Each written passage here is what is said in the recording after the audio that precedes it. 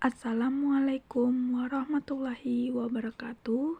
Halo teman-teman, perkenalkan nama saya Ilma Wahida Indurrahma dari kelas 10 MIPA 1 SMA Negeri 1 Bengkayang. Pada video kali ini saya akan membahas tentang persiapan kompetisi Sains Nasional KSN 2022 bidang astronomi tentang bintang biner. Bintang biner. Apa sih bintang biner itu? Mari kita bahas. Bintang biner adalah sistem bintang yang terdiri dari dua komponen bintang yang mengorbit di sekitar pusat massa. Sistem yang terdiri dua atau lebih bintang disebut sistem bintang ganda. Sistem ini, jika berjarak sangat jauh, maka akan tampak dengan mata telanjang sebagai satu titik cahaya, dan kemudian terungkap sebagai bintang ganda dengan cara lain. Istilah bintang ganda sering digunakan secara sinonim untuk merujuk pada bintang biner. Akan tetapi, bintang ganda juga dapat berarti bintang ganda optik. Disebut ganda optik karena kedua bintang tampak berdekatan di langit seperti yang terlihat dari bumi. Mereka terlihat hampir pada garis pandang yang sama. Namun demikian, penggandaan mereka hanya bergantung pada efek optik ini. Bintang-bintang itu sendiri berjarak jauh satu sama lain dan tidak terbagi hubungan fisik. Sebuah bintang ganda dapat dinyatakan sebagai optik melalui perbedaan dalam pengukuran paralaks, gerakan yang tepat atau kecepatan radialnya. Bintang ganda yang paling dikenal belum dipelajari dengan baik untuk menentukan apakah mereka hanya optik ganda atau bintang ganda yang terikat secara fisik melalui gravitasi ke dalam sistem bintang ganda. Sistem biner sangat penting dalam astrofisika karena perhitungan orbitnya memungkinkan perhitungan massa bintang yang ditentukan secara langsung, yang pada gilirannya memungkinkan parameter bintang lainnya seperti radius dan kepadatan yang diperkirakan secara tidak langsung. Ini juga menentukan hubungan luminositas massa empiris dari massa bintang tunggal yang dapat diperkirakan.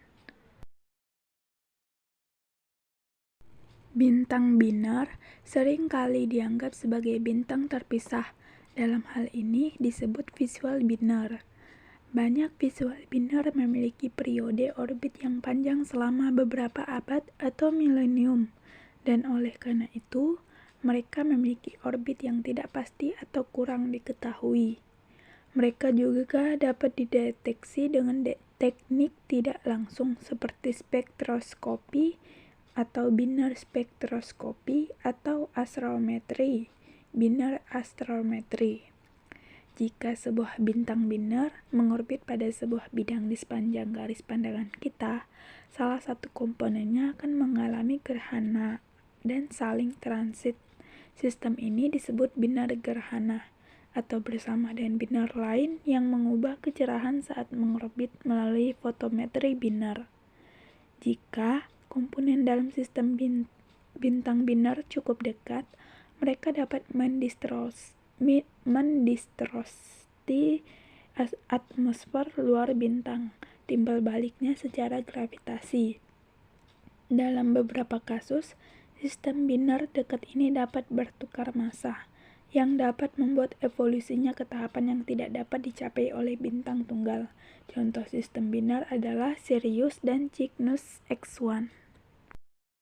Nah, kita kan tadi membahas tentang contoh sistem biner. Kita akan langsung membahas apa saja sih contoh sistem biner ini. Yang pertama ada Sirius. Sirius sendiri adalah bintang yang paling terang di langit malam. Nama Sirius diambil dari kata Yunani Seirios yang berarti berkilau, dengan magnitudo tampak -1,46. Sirius hampir 2 kali lebih terang dari Canopus, bintang paling terang kedua di langit malam. Sirius adalah sebuah sistem bintang biner yang terdiri dari bintang deret utama dengan kelas spektrum A0 atau A1 yang disebut Sirius A, dan katai putih redup dengan kelas spektrum DA3 DA2 yang disebut Sirius B. Sirius A dan B saling mengorbit satu sama lain dengan waktu 50 tahun.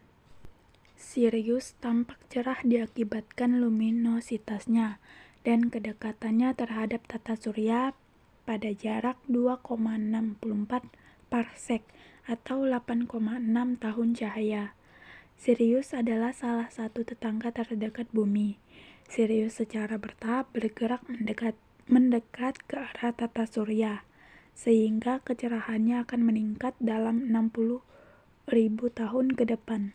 Setelah itu, Sirius akan mulai menjauh, dan Sirius akan menjadi lebih redup, tetapi akan terus menjadi bintang paling terang di langit malam Bumi selama 210.000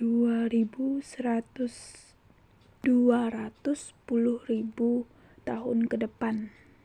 Sirius A adalah sebuah bintang deret utama dengan kelas spektrum A0 atau A1 dan memiliki massa sekitar 2,1 matahari. Pasangannya Sirius B adalah bintang yang sudah berevolusi dari deret utama menjadi katai putih.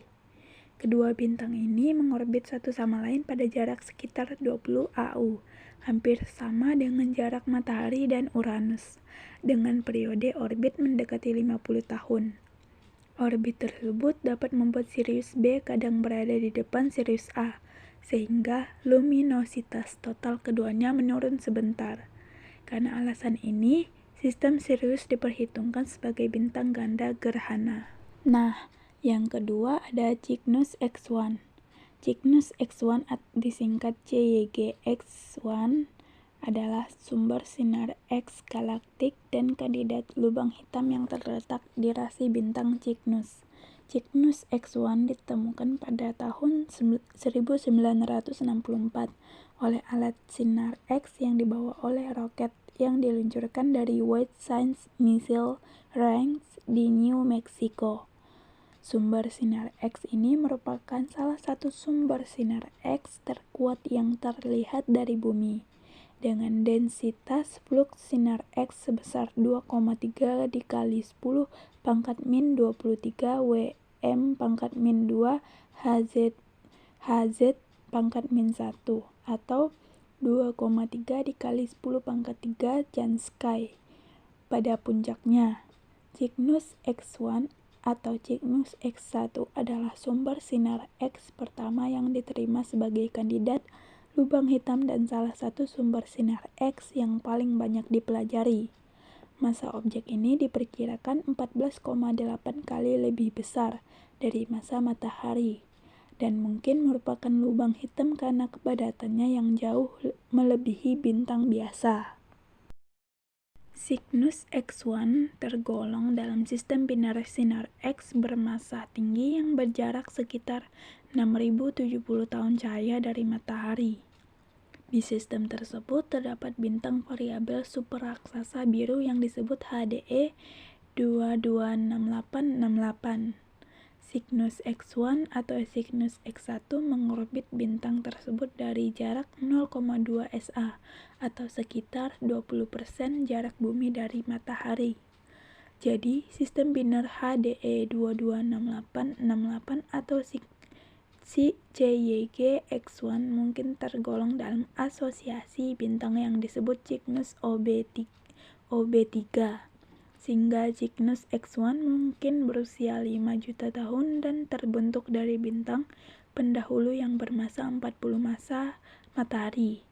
Jika bintang tersebut mengalami ledakan supernova, gaya yang dihasilkan mungkin akan mengeluarkan sisa-sisa bintang ini dari sistem bintangnya. Maka dari itu, bintang tersebut mungkin mengalami keruntuhan menjadi lubang hitam.